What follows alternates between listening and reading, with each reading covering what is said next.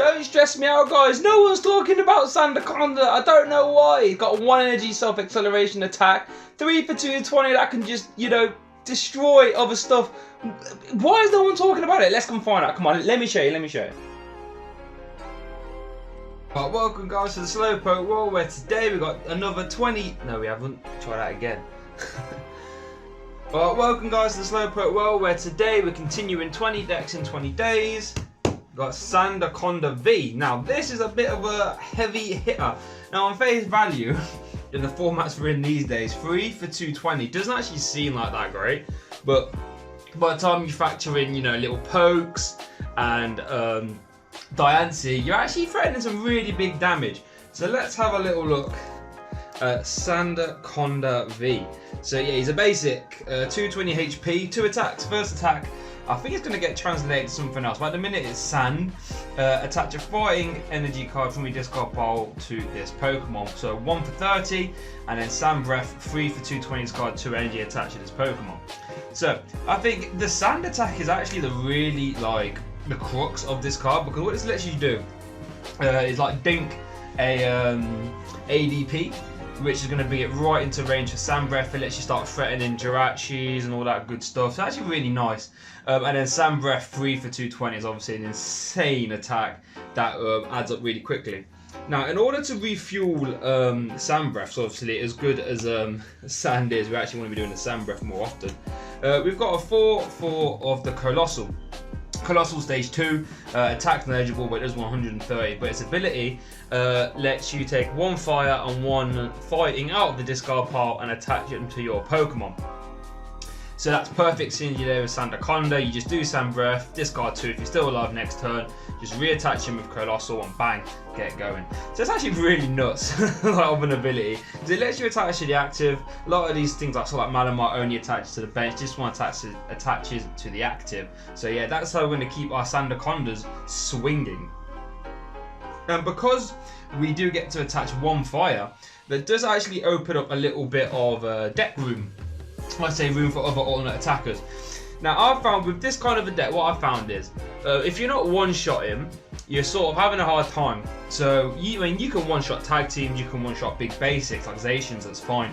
But one-shotting stuff like VMAXs is kind of hard. Now luckily enough, because we get to 1 fire energy, what's the elephant one called again? I forgot. We got the Elephant VMAX. We one-shot that because of weakness. Zacians were fine, tag teams were fine. The only one we're struggling to one-shot is the Dragapult VMAX. And that's where Ninetales comes in. Many thanks to Joe Bernard, we sort of carved on this list a little bit, and he put me onto Ninetales V in here. So what Ninetales V does, okay, stage 1, 200 HP, and then for 3 energy, 1 fire, 2 colourless, tail shapeshifting. Choose one of your opponent's active Pokemon's attack and use it as this attack. So yeah, so against Dragapult, what you can do, you can hit them all, leave them with about, you know, 50 left, anything like that, 30, 40 left. And you can actually copy tail shapeshifting to clean them up on the bench. That's really nice. It gives you another attacker as well, lets you copy some other stuff. And gives you a different type, which is really nice. Against all the metal stuff, against stuff like Zacian, hit that for weakness. And then that Elephant VMAX, whose name keeps eluding me. I'm sure it will come to me eventually. But lets you hit them for weakness as well. It's also got 4 for 180 discard energy attached to this Pokemon, so that's kind of nice. Speaking of another fire attacker, we got ourselves Entei. I think it's from Lost Under this one. This is just a revenge attacker. It just does 120 if your Pokemon's been knocked out last turn for 1 fire, 1 colourless. Not too bad, nice little swing attack that helps skew the prize tree. And then Fire Main for 2 fire, 1 colourless.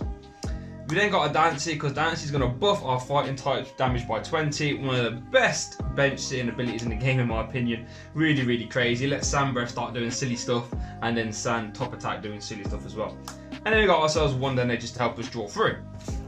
So, moving on to the support line, we're going to have 4 Professor's Research, just because why wouldn't we pay 4 Professor's Research? It's nuts card. 2 Cynthia, and this might seem a little bit on the low side, but you'll see why in a second.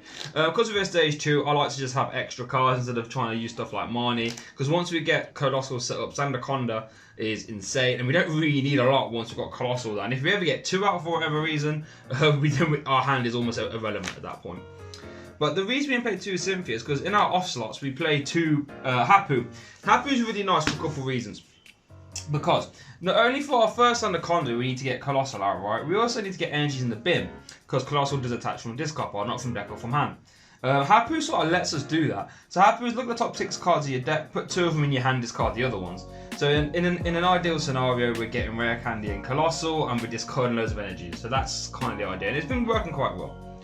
And then 2 Boss's Orders, because we don't want to be hitting into Jirachi, we want to be taking big multi-prize knockouts with our Sandaconda. 4 Quick Balls, just because we need to get our basics down early, need to get Roly Curlies, need to get Vulpix if we need to, Entei, all that good stuff. 4 Rare Candy, look at that nice 2 of each artwork there, very nice. Rare Candy, because we need to get our Colossals out, we have no reason to not play 4 of these. And now 4 Acrobikes. So the reason why we're not going down like a Skylar engine or a Greens engine, how I normally would with these stage 2 decks, is because we need to get energies in the bin as well. Like, it's no good if we can have a turn 2 Skylar into Colossal if we've got no ranges in the bin. So we need to sort of turbo through a little bit more, and I think Acrobike lets us do that. Acrobike's one of my favourite cards in format. And then we got 4 Pokemon Communication, just so we can find our Colossals and find our ninetales as well. 2 Switch, because Colossal has like a 4 retreat cost, I believe. Yeah, so going down a balloons route ain't really gonna work. So you can probably increase the switches if you like. And then 3 Viridian Forest. Again, now in an ideal world, if you can if you can draw into your energies and get them in the bin easily, then you can change these to dojos. In which case, stuff is damage counters are flying everywhere. But in testing, as nice as dojo is, I'd much rather have the guaranteed energies in the bin, because let's don't forget, you need to also find your fires and put them in the bin as well. So Viridian Forest lets us do that. And then get onto what energies you play. 2 fire. It was 3, but I think 2's fine. We only ever need 1 with ninetales to attack with our attack, so 2 is fine. 1's probably not good enough because you might prize it, but 2 is fine. You can always bridge him out when you need him. And Sandaconda obviously does have a colorless attack cost in his energy cost in his attack cost. And then I think it's 9. It's not 10 basic fight. And again, we need to get him in the bin early, so we can, if we go in first, we can get him in the bin so we can Colossal him on turn 2. And if we go in second, we can hopefully get 1 fight in the bin. And then attack with Sand and reattach. So that's one thing I really like about this deck, because Sandaconda's got that inbuilt self-acceleration, you don't actually need to worry about Colossal getting out turn 2 all the time, which is kind of nice. So yeah, let me know what you think about the list, guys. I think there is some room to be tinkering, but for now, this is a list that seems to be doing me quite nicely. Really good at just slamming stuff around. And give it a try. Ninetales is also a bit of a sneaky geezer as well. So thank you very much for watching, guys. 20 decks, 20 days, and I'll see you next time. Hey guys, thanks for watching that video, much appreciated, really hope you enjoyed it. If you did, please don't hesitate to subscribe. I try and put out as much stuff here as I can, full deck profiles plus games, topic conversational pieces regarding anything in the TCG.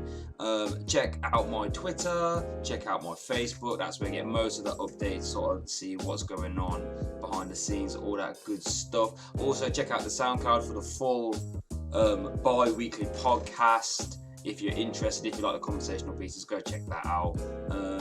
But yeah, thank you so much for watching, and I hope you have a good day.